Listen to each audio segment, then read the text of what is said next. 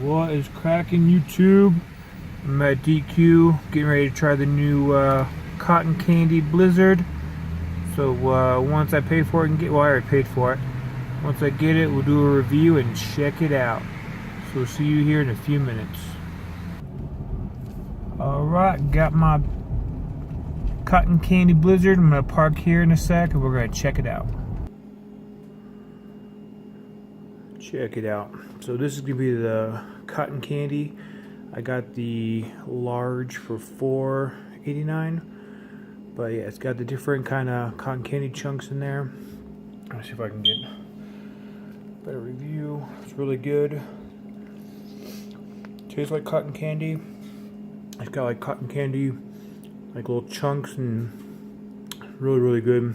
Pink flavor with different cotton candy chunks, like I said.